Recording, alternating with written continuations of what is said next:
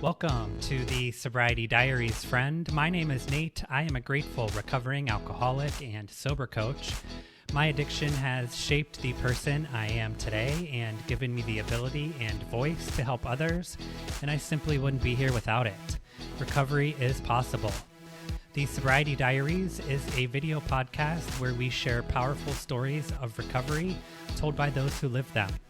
Head on over to thesobrietydiaries.com where you can apply to be a guest on the show and join our insiders list for exclusive content, early release episodes, and much more. Also, please share this podcast with just one person in your life who may still be struggling. You just never know what they may need to hear today. Before we jump into things today, I wanted to take a moment to thank Exact Nature for partnering with me on today's episode. Founded by a father and son in addiction recovery, Exact Nature's all-natural CBD products are specifically formulated to help you face the exceptional challenges of recovery, be it addictive cravings, depression, anxiety, or improving sleep. Learn more at exactnature.com.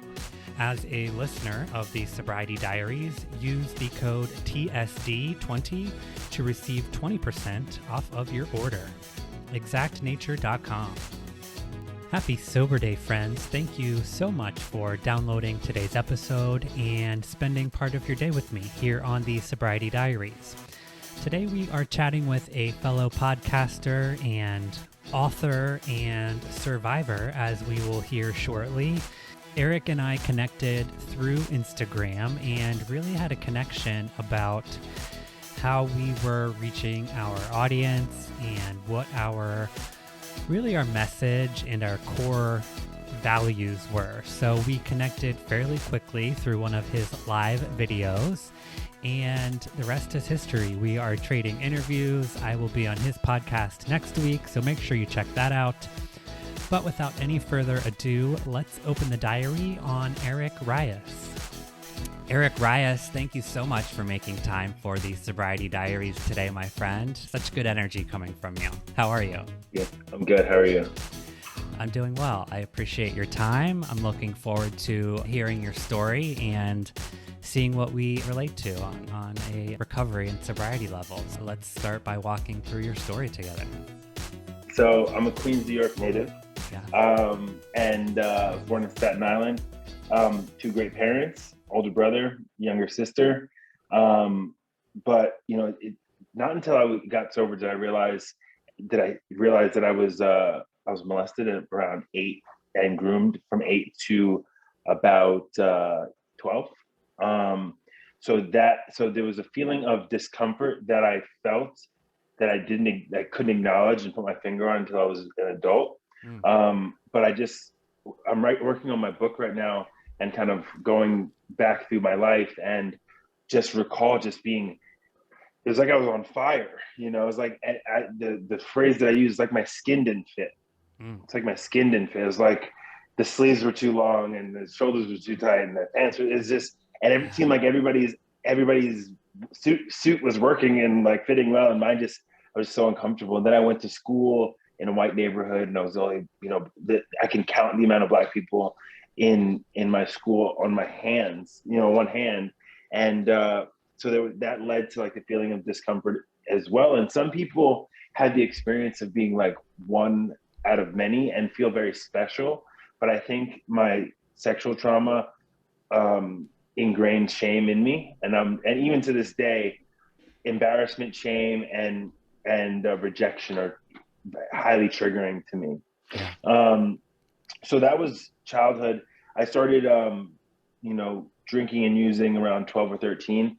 I've always, the Black kids said I spoke white, and then I would never be white, So I was in this like racial ambiguity, of like not having a place. And there was these skater kids who were like we're all middle class. My parents were doctors and successful people. It's not like they come from a crack house. So I hung out with like kids who had middle class parents. We skateboarded and smoked weed and drank 40s. Yeah. And I was just talking to a friend of mine, and he knew. I asked him on an Instagram Live, if he knew anything different, noticed anything different about me. And he said, we just knew you drank differently than us. Looking back, I just drank differently than my friends could stop, and I could not. As soon as I started, I wanted to be drunk every day. I just wanted to feel, I wanted the ease and comfort brought on by alcohol. And finally my skin fit, finally I can speak to girls. Finally, everything seemed okay. Everything seemed okay at the time. Sorry about that. And, so it progressed as it does. And as I'm sure as many stories you hear on here, it progresses. And for me, I'm a mental health and sober advocate. So mental health is a big piece, even more so. There's a lot of people like yourself doing work in the sober space. There's not a lot of Black men speaking up in the mental health space. And I'm very vocal about that because I'm dual diagnosis. And as my mental health started to deteriorate, my drug use started to increase. And the extent of the substances I was taking was getting more and more volatile. So it was cocaine, but there was fun times, right? It was New York City. Yeah. It was party life. It was New York City nightlife. It was very hip hop culture as well. It was just a huge part of this, and riding around. And yeah, it was it sounds fun, right? But then we sort of take it to the next level. It just went to a different place, and it was a lot of insanity. So I think, and for me, and this is all very easy to speak about right now because I'm working on this book. But for me, there was lack of power was my problem.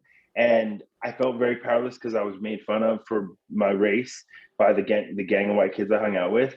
And then I had this sexual shame and trauma. And then I had questions of my sexuality as a teen that led up well into my 20s, with questions of my sexuality and discomfort there. So I finally found out I could fight. And found that I knew how to fight, and I was angry, especially when I would get drunk. I was the first one to start a fight. So for me, fighting and violence goes hand in hand with my substance abuse, and then the mental health component. My impulsivity was there, so there was multiple layers of the destruction of my addiction. It wasn't just I was using and risking my health. It was like I was using and harming people, and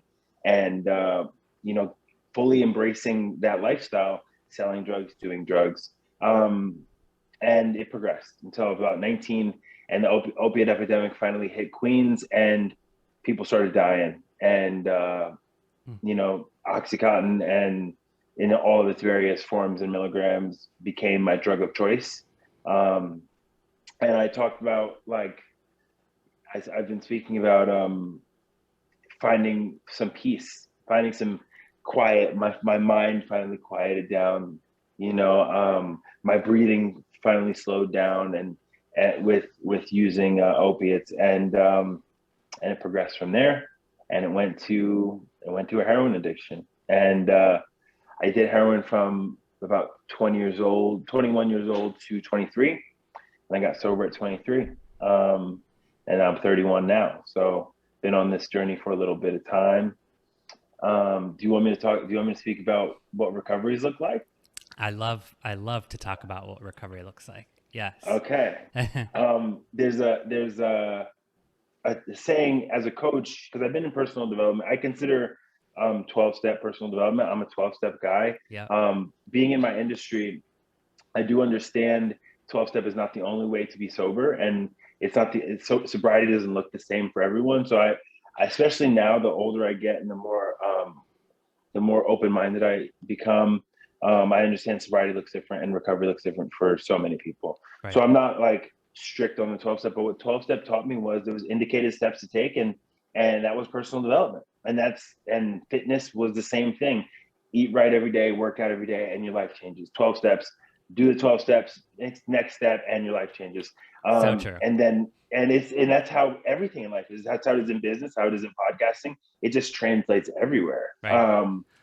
And that's, I followed that path, and it wasn't linear though. The healing was not a linear process. There was a lot of hard times, especially being young, and I was a wild animal. I was right off the street when I got sober.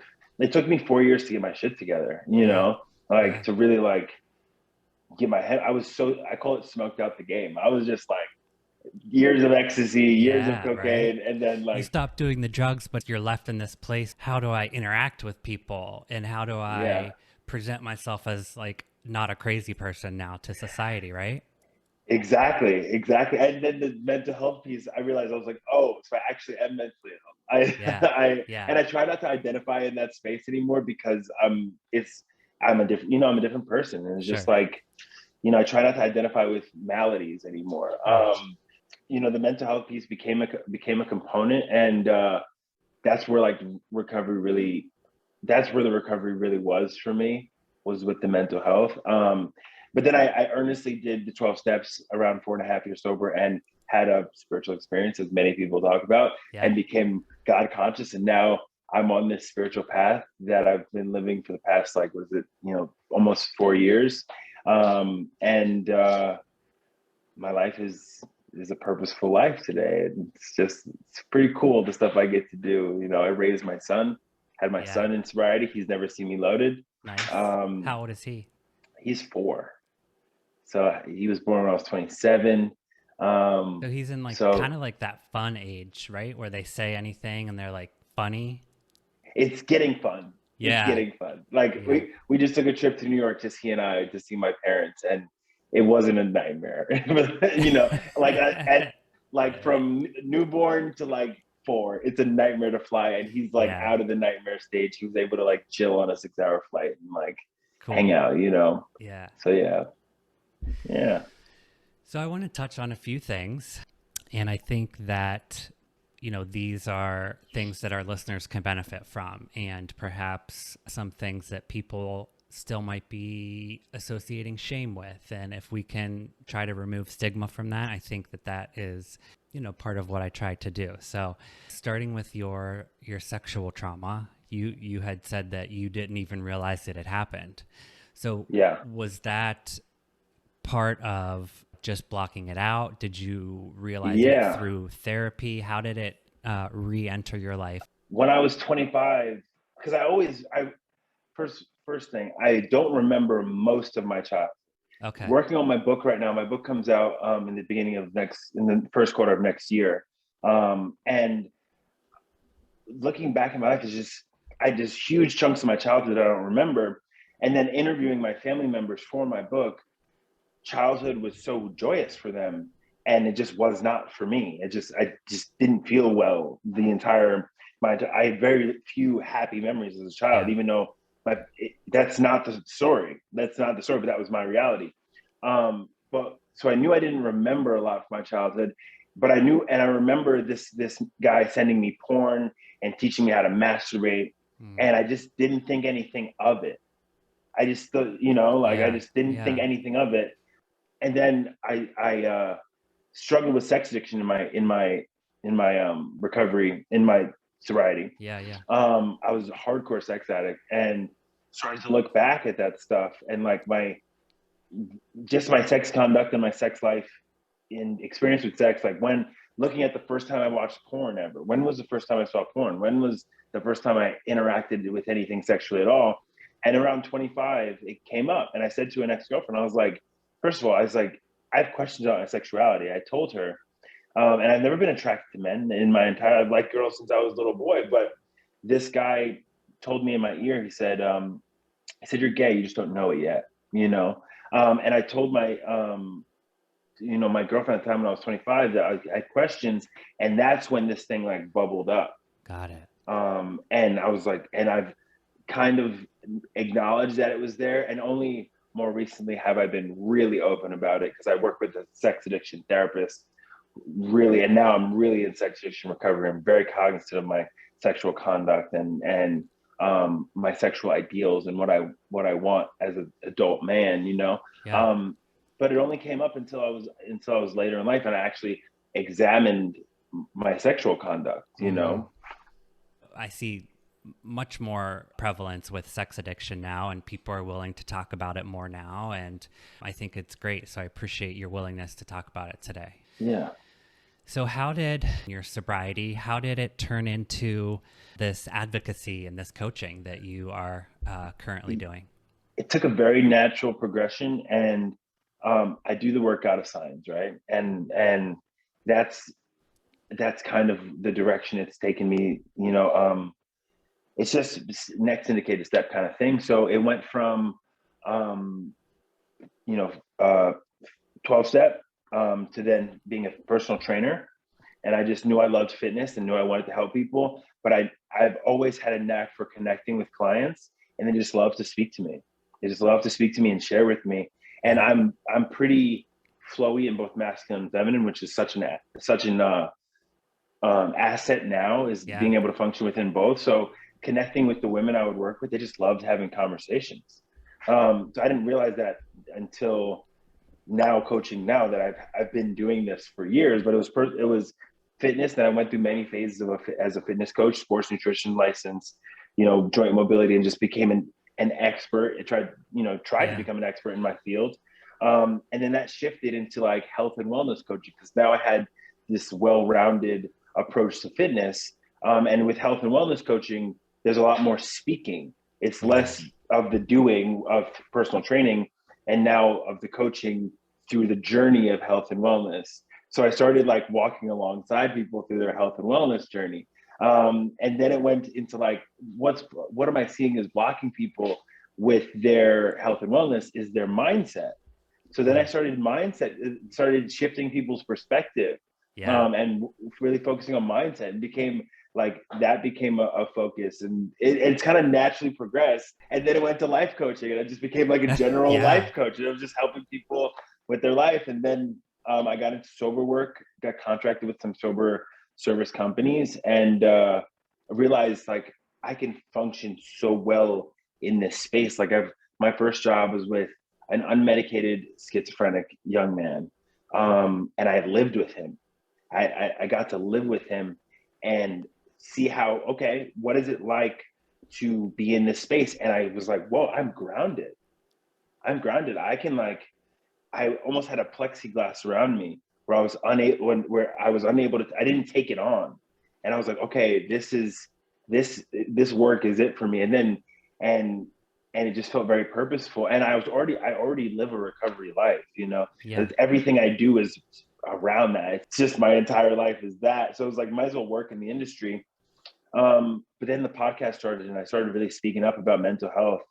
And I've always spoken up about recovery, about sobriety, and um, but speaking up about mental health became really a priority, especially as a Black man. I don't think of myself differently, but I understand that Black men need to speak. People, minorities in general, any oppressed group, we need to Yes. speak openly about what we're experiencing, to say, hey, we're here and we're living life and we're experiencing life. So that's where the advocacy came from. It was just like, I am a proponent of healing. I am outspoken about the struggles. These struggles are real. When you hear people, expressing their difficulty with mental health, their experience is real.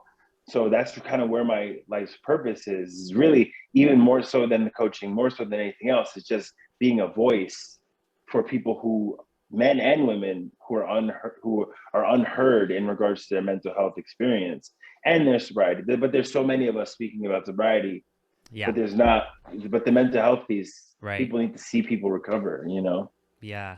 Do you see a motivational speaking or public speaking format in your future? Yeah, I already do. I Yeah. already do. It's yeah. There's a very. I was interviewing my cousin for this book. He's like, "This is your life is divinity," Right. because the podcast and then the speaking and already speaking, and speaking at meetings taught me how to just be Same. honest in front of Oh, anybody. absolutely You same. know. 100%. Yeah. Speaking at meetings before, I would be terrified to say Yeah. anything in front of everyone. But yeah, I totally see that like in your persona and in your Oh, thank you. confidence and in your story. Like I think you could help a lot of people, like almost with a Thank you. like motivational speaking tour. Yeah, thank you. That's the direction it's going, Yeah, and it's and just to tie it continuing in to with walk. your book, yeah. And so tell me more about the book and where and when we can find it and what it's called. I'm just releasing a part of the name. It's called Okay. Five Pills. Five Okay. Pills. Because I've been on 20 medications since I was 15. Wow. It's taken me, it takes 5 pills to be me, to be this calm version of me. And I've I've done I've tried every experimental treatment. I've seen neuropsychologists. I've done ketamine treatments, which is controversial. Right. I've done EMDR. I've done psychotherapy. I've been through the ringer in mental health. So the book is a story about the challenges of mental health, substance abuse, racial trauma, the opiate epidemic, a New York City story, sexual trauma, and then recovery, and this healed or healing healer story because I'm still in transformation myself. It's still so, and I'm not particularly successful. I'm not like a huge Yeah. anything, but I am a healing healer. I And love it's the that. story of what that looks like. And I think what makes the story special, and not doesn't make me special, what makes the story special is that it can touch so many, whether you're questioning your sexuality, and that's a conversation that should be had for because straight men are questioning themselves too. And so I'm working with a guy right now who's in the closet at 47 years old. Mm. This is a huge topic. And then obviously men and sexual trauma is huge. We don't speak enough about it. And Black men and mental health. These are just conversations that get to be had. And my life is so extreme that I just get to express it and share it with others. And there's such a humanity to it, I think, that so many people can find. And I just want to be of service. And I also, the biggest thing on a personal level, Yeah. I want to take this book and throw it over my shoulder and let that story be over. That's powerful. Yeah. And to start the next chapter of your life, right? And Definitely. to sort of be done with that one. Yeah. Yeah. I'm 31 now. I'll have 8 years in December. I'm a father. I'm a business owner. I do all this cool stuff. It's just I'm a different person, Yeah. and just identifying with the sicknesses in my life, as those stories, identifying with those stories, is going to keep me in that headspace. And it's just time. It's time to move on. And I set up on a podcast. Just we get so wrapped up in these stories. Just let it be done. Yeah. Just let it be done. Let's move on. And this book is cathartic for me because it allows me to tell the story one more time, and then move on. I'm sure I'll be doing some public speaking after the Right. book, Right. so the story won't be completely Yeah. done. But you get the That reference. that would be a cool photo shoot to do for like a promo photo of you maybe tossing the Tossing the book book, over your shoulder. or Yeah. burning the book, or Yeah. whatever. Right. Yeah, just let it be done. Just Right. let it be done. Let's talk about your personal recovery. What does your day to day look like? Do you meditate in the morning? What? Yeah. When I had my spiritual experience, I went to spiritual like boot camp. I was introduced to this God, of my own understanding, and I've had like a very interesting story with it. So my ex partner, my son's mother, was a Christian, not a very dogmatic Christian, but she was Christian. She practiced, and she grew up in that faith practice. I am not a Christian, but this is my family, so I would go to church with her, and I started to have these like tangible spiritual experiences, right? And I understand the church harms, and I was very vocal about it within the church. I was like, the church hurts people. They were like, whoa, whoa, dude, like we're Yeah. doing our thing in here. Why are you Yeah. talking about this? I was Yeah. like, because why are we going to pretend it's not happening? You know what I mean? Right. The church is hurting people, and I knew so many closeted men and women in the church, and I would always, speak to them about it because I can tell, like, just be free, but I got to participate in that faith practice on a deep level, and without identifying as a Christian at all. So it was like this spiritual experience I had was like, well, I can now function with any spiritual practice at all. So now it within that year, I went from going to church heavily and then meditating multiple times a day. Started with 5 minutes, then now I can meditate for an hour and a half. I can, and I've, I always say, like, my mind was trying to kill me for so many years, and Mm. now my mind is the place where I feel most safe. So I feel most safe, and that's through meditation. And I don't pray very much. I listen. I do a lot of talking. As a Yeah. coach, as a podcaster, I do a lot of talking. Yeah. So I just need to shut the fuck up and listen a lot. Yeah. Amen. That's a good point. Like now that you mention it, I do more of a meditative prayer. It's not even a prayer, I guess. I don't do a lot of praying. I do more meditating and listening and receiving. Definitely. Yeah. And with when I do find myself praying, it's more mantra-esque. And Mm, and there's a prayer in 12 step, and I just say the same thing over and over again. Relieve me of the bondage of self. yes. How profound that is. And Yes. I think we throughout recovery we read over that and we just flip past it because it's part of this process. But really the power in just saying, let me get out of my just get me out of the slavery of this image of who I think I am, and let me break that every day. Let me get out of that because I wake up in that space. I wake up thinking about what I need, what the Yeah. like I need to do, and so it's Yep. like just you got to tell myself throughout the day, and at least in a break in the day, relieve me of this selfishness that I just wake up with. Get me outside myself. How do I become maximum service to the people around me? And sometimes I don't do a great job. Sometimes I am very selfish. A lot of times but I do the best that I can. But at least that's just the extent of prayer that I get into is more in a mantra sense of like repeating that over and over and over again until I find myself in the trance like meditative state, that sweet spot that Mm, we all like to find if you right. meditate. Right. Right. What's something that you've learned about yourself recently? Recently, I'm a good man. I'm a good man. Yeah. I live like a gentleman today. I don't gaslight women. I don't sleep around. Um, I respect women. I do honest. I want to do honest work. I want to be service to people. I'm. I should not identify with the mistakes that I've made. They do not define me.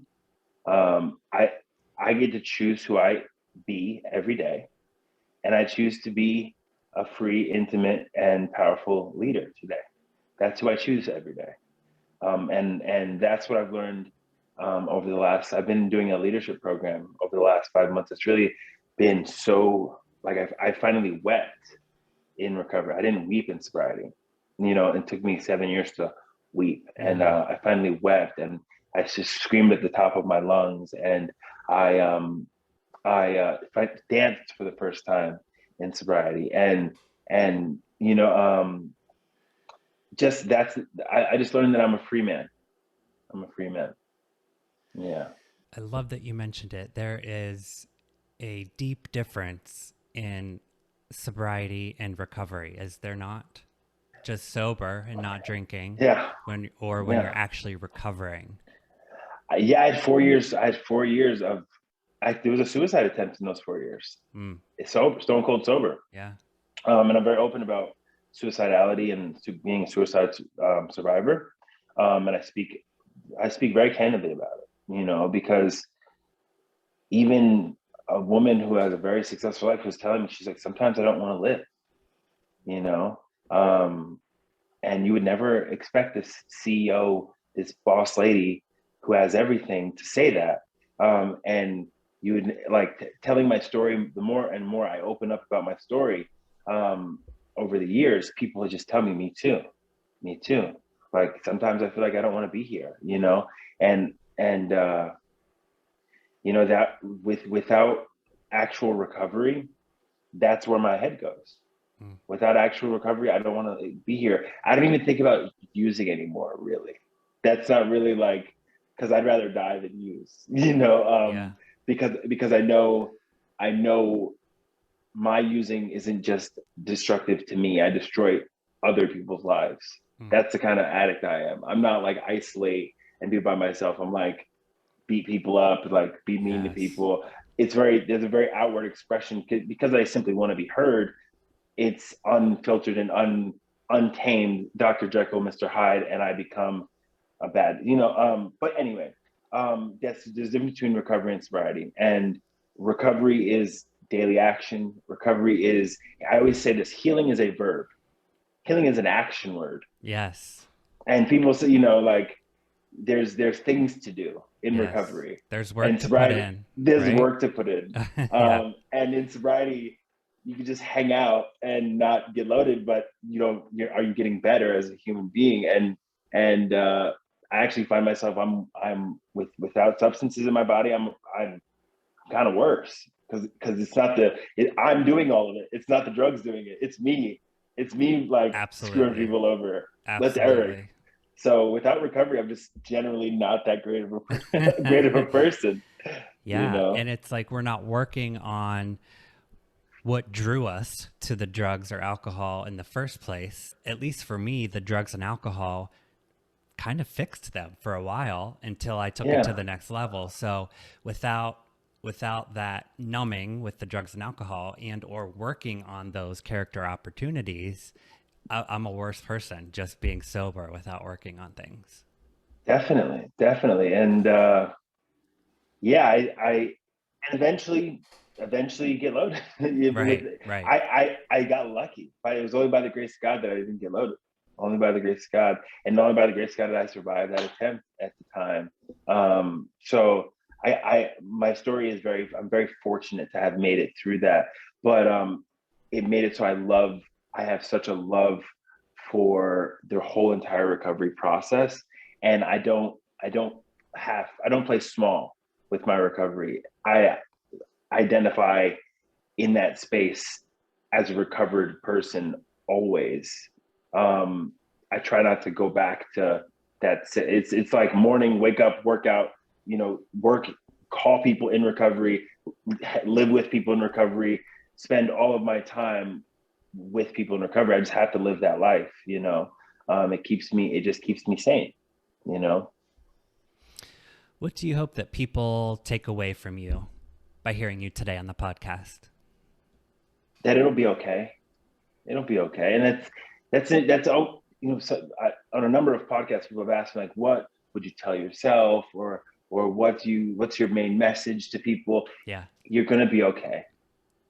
Don't do anything crazy. I tell sponsees, don't kill yourself, don't get loaded, and you'll be okay. Just don't do any of those two. Don't do those two things. Yeah. You're already okay. You just don't know you're okay. Yeah. But you're already okay. So but true. then you'll realize you're okay. But so that's what I want people to know, is that you're okay in your skin, with whatever skin color. You're okay in your sexuality. You're okay in the family you're in. You're okay where you live. You're okay in wherever you are in your conscious space and time. You're okay right there, and you're exactly where you're supposed to be. You're exactly where you're supposed to be, and that is okay. I don't think we could end it on a more perfect note. Eric Rias, thank you so much for your time today. I will link all of Eric's information and where to find him online and all that good stuff in today's show notes. Let's keep in touch, my friend. Of course. You're gonna do my podcast. I'm gonna do your show. Let's figure out a time. Where can I sign up? Yeah, we're gonna play. Yeah. I'm excited. Okay, cool. I so appreciate your time today. Enjoy the rest of your day. You're in Cali, right? So it's morning time. I'm in San Diego. Yeah, It's morning. Yeah. So go enjoy your day. All right, buddy. Hey, I'm glad we connected, and I look forward to next week. Likewise. All right, see ya. Take care, my friend. Thanks so much for listening today, friends. Huge thank you to Eric for being so open and honest. What a great story. Hopefully you heard something that resonates with you. And if we help just one person, our job is done. You can find all things podcast related and subscribe to our show at thesobrietydiaries.com, youtube.com/Nate Kelly, where we upload today's video podcast, and on Instagram at the Sobriety Diaries Pod. Check back soon for new episodes with new stories to tell. But until then, try your best not to drink and be good to yourself. Bye, friends.